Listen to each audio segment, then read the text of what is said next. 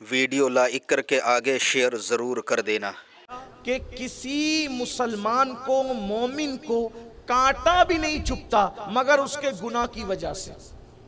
अगर किसी मुसलमान को कांटा भी चुभता है, मुसलमान को उसकी जिंदगी में कभी कांटा भी ना चुभे अगर वो गुनाह करना छोड़ दे। आप अंदाजा करें कि मुसलमान को कांटा भी ना चुभे अगर वो गुनाह करना छोड़ दे, इसका मतलब यह है कि हमसे कुछ ना कुछ खता, कुछ ना कुछ गुनाह, कुछ ना कुछ गलतियां होती है, इसीलिए हमारे पैर में कांटा चुभता है। हमारे अस्लाफ का हाल ये था, अगर उनके चिराग की बत्ती हवा से गुल हो जाती, चिराग बुझ जाता, वो फौरन अल्लाह की बारगाह में तौबा करते, मौला ये जो चिराग बुझा है ना हवा से, जरूर ये चिराग मेरे किसी गुनाह के सबब से बुझा होगा, मेरे गुनाह की वजह से ये चिराग पर जो है वो बला आई होगी, मुसीबत आई। ये तसव्वुर था, ये हालात थे।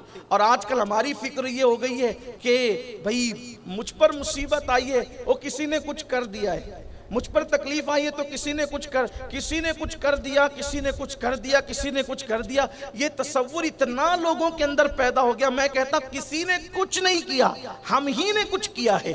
और हमने क्या किया? तो कुरान कहता है कि तुम्हारे गुनाह तुम्हारी मुसीबत का सबब बनते हैं, तुम्हारे गुनाह तुम्हारे लिए बलाओं का सबब बनते हैं। तो अगर मुसलमान गलतियां, कोताहियां छोड़े, इंशाअल्लाह उसका पैर कांटे से भी महफूज रहेगा।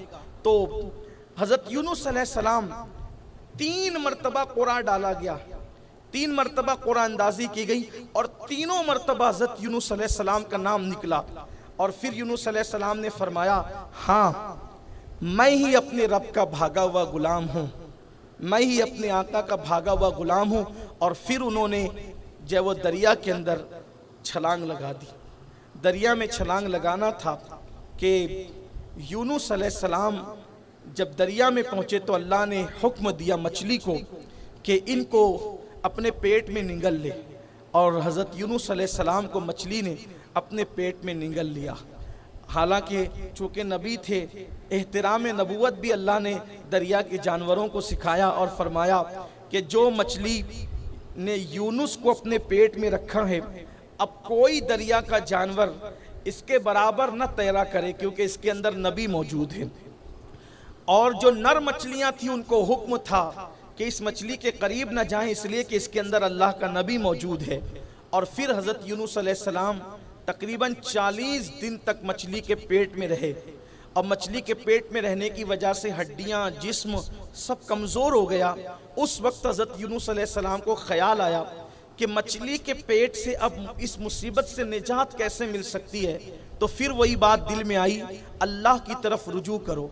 इसलिए कि रुजू इल्लल्लाह, अल्लाह की तरफ पलटना, रुजू करना, ये हर मुश्किल का हल है, ये हर मुसीबत का हल है, ये हर तकलीफ़ का हल है। और फिर ऐसे ही हुआ कि हज़रत यूनुस अलैहिस्सलाम ने फिर अल्लाह की तरफ रुजू करके कहा, ला इलाहा इल्ला अंता सुब्हानका इन्नी कुन्तु मिनज़ ज़ालिमीन। ये कहना था कि अल्लाह तबारक व तआला ने हज़रत यूनुस अलैहिस्सलाम को मछली के पेट से निजात अता फरमाई।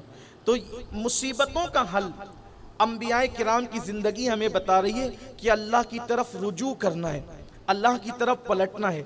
और मुस्लिम उम्मा को इस वक्त बेपनाह ज़रूरत है अल्लाह की तरफ रुजू करने की। आइए देखिए हज़रत सैयदना यूसुफ़ अलैहिस्सलाम किस मुसीबतों के साथ गुजरे हैं। और उन्होंने एक ख्वाब देखा था, एक ख्वाब अपनी ज़िंदगी में देखा था बचपने में, जिसका जिक्र कुरान ने कहा है। और कि मुझे 11 तारे और एक चांद और एक सूरज, ये सब मिलकर सजदा करते हैं। तो हज़रत यूसुफ़ अलैहिस्सलाम ने ये ख्वाब अपने वालिद से बयान किया। बड़ी तफसील है सूरह यूसुफ़ में, उसको अहसनुल क़सस कहा है कुरान ने, सबसे खूबसूरत वाक़या कहा है और बड़ा हसीन वाक़या है, दिलों को बदलने वाला वाक़या है। तो हज़रत यूसुफ़ अलैहिस्सलाम ने ख्वाब बयान किया तो आपने कहा कि बेटा अपने भाइयों से ना कहना कि कहीं मुझे डर लगता है कि तुम उनका शिकार ना हो जाओ। और फिर ऐसा ही हुआ कि हज़रत सैयदना यूसुफ़ अलैहिस्सलाम शिकार हो गए। और शिकार होने के बाद फिर भाइयों ने आपको कुएं में डाला, हज़रत यूसुफ़ अलैहिस्सलाम को कुएं में डाला। जब कुएं से किसी ने निकाल लिया, आने वाले काफ़िले ने निकाला, उनको पता चला कि काफ़िले वालों ने इनको निकाल लिया, तो कहा यह तो चोर है, ये चोरी करके आया और हमारा भागा हुआ गुलाम है। मारा भी, पीटा भी। और मारने पीटने के बाद हज़रत यूसुफ़ अलैहिस्सलाम को चंद खोटे सिक्कों के वज़ बेचा। चंद खोटे सिक्के, कुरान उसको दराहिमा मादूदा कहता है, चंद खोटे सिक्कों के एवज उनको फरोख्त कर दिया। अब आप गौर करें इसमें हमारे लिए इबरत क्या है।